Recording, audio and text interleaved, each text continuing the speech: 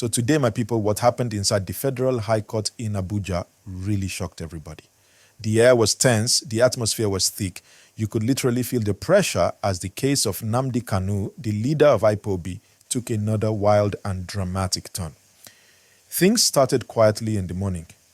The courtroom was packed with lawyers, security officers, journalists, and of course, the DSS operatives that always escort Kanu whenever he's brought in. Everyone was expecting just another calm sitting. But what happened next? Nobody saw it coming. Now let me break this down clearly so you understand what went on. The case has been in court for a long time.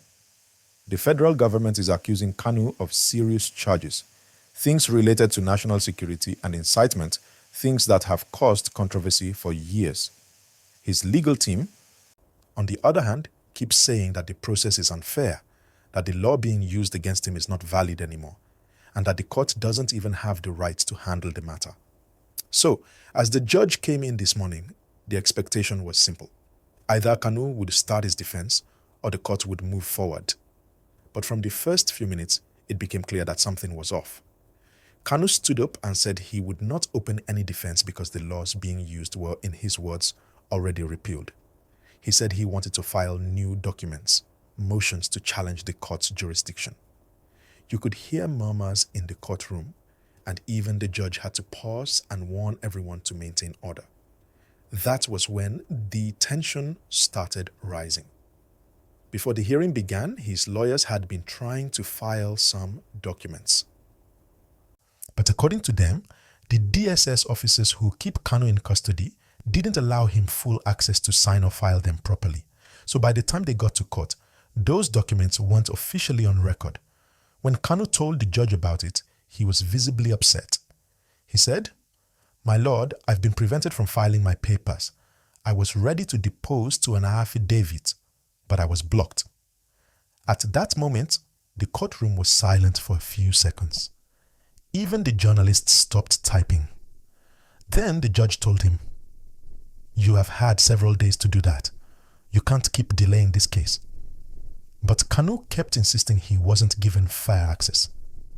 Please, if you're enjoying this gist and you want to stay updated on everything happening around this case, don't forget to like this video right now and hit the subscribe button too. It helps the channel a lot, and it makes sure you don't miss any of our updates. Now, back to the drama.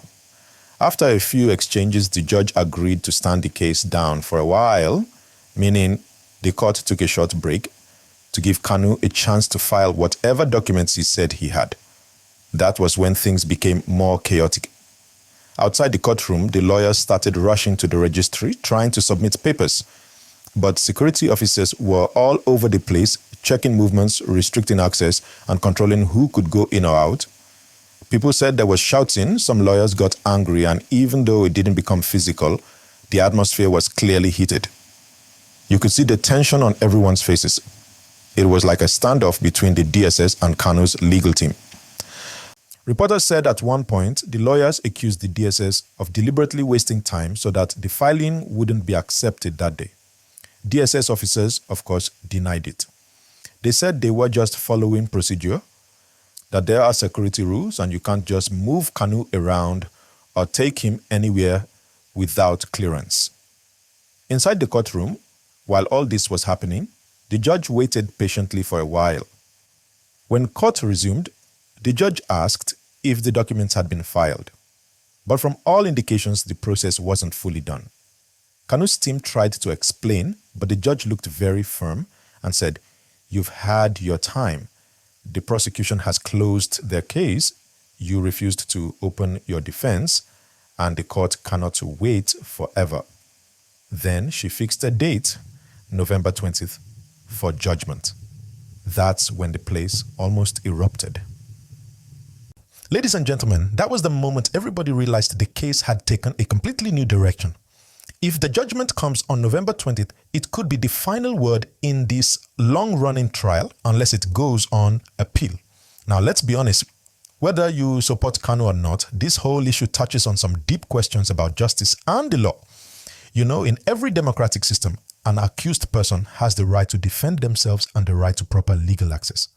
That's what Kanu's team keeps shouting about, that he's not getting full access, that he can't prepare his case properly because of restrictions from the DSS.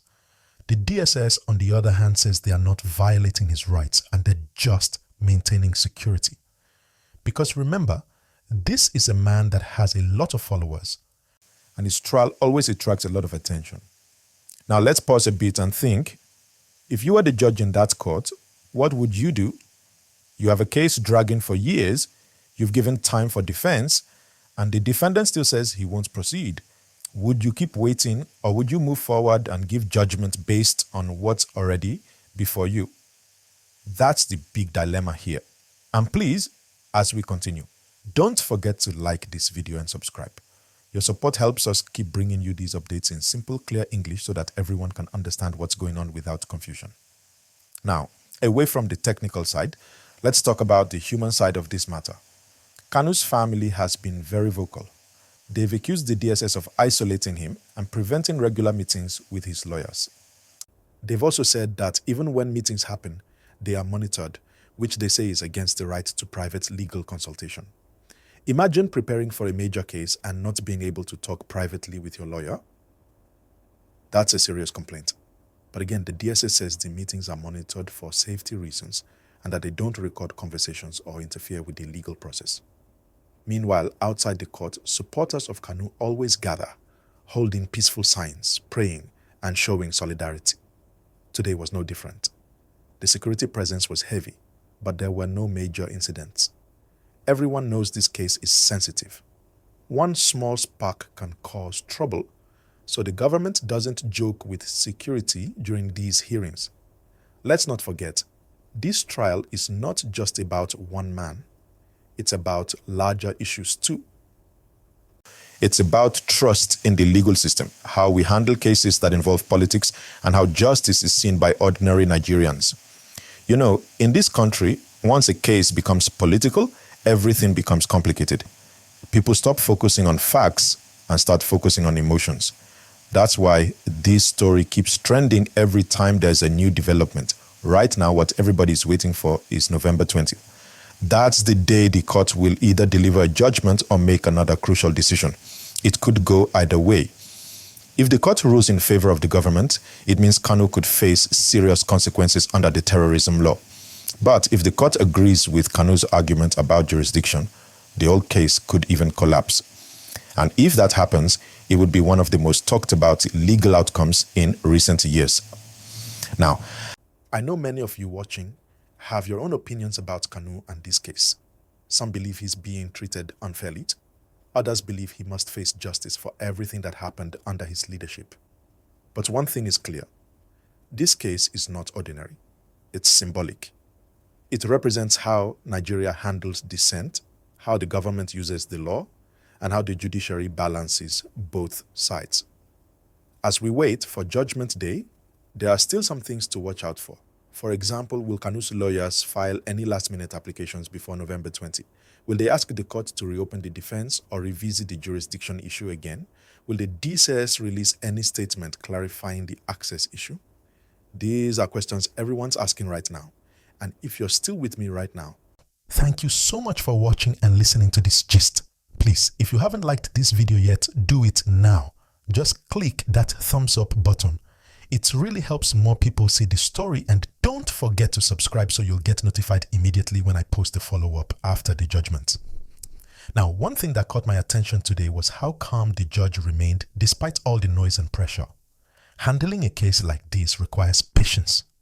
The judge didn't shout or lose control. She just made her ruling step by step. That's professionalism. But at the same time, you could see she was tired of the back and forth. After all, this case has gone through several adjournments already. Another interesting part of the story is how the media covered it. Different reporters gave slightly different versions of what happened. Some said Kanu shouted in court. Others said he was just firm but polite. That's why I always tell people, be careful where you get your news. Some outlets love to exaggerate to attract clicks. But the truth is, from every verified account, what we saw today was tension. Yes, but it didn't turn into violence. just strong words, strong emotions, and serious legal drama. Now, one might ask, why does the DSS insist on keeping him under such tight conditions? Well, remember, in past years, there were security challenges in some southeastern states, and the government linked many of those to IPOB activities. Whether those claims were proven or not is another matter, but that's the context. So from the government's point of view, they believe his custody must be strict for national safety. Still, the law says every accused person is innocent until proven guilty. And that's the tension: security versus human rights. That's why this case keeps drawing attention both inside and outside Nigeria. If you've been following since the beginning of this gist, let me ask, do you think the court is being fair, or do you think politics is influencing things? Tell me your thoughts in the comments after this video. I'll be reading and replying. And again, don't forget, like the video and subscribe if you haven't. We're bringing you the truth in simple English. No bias, no noise.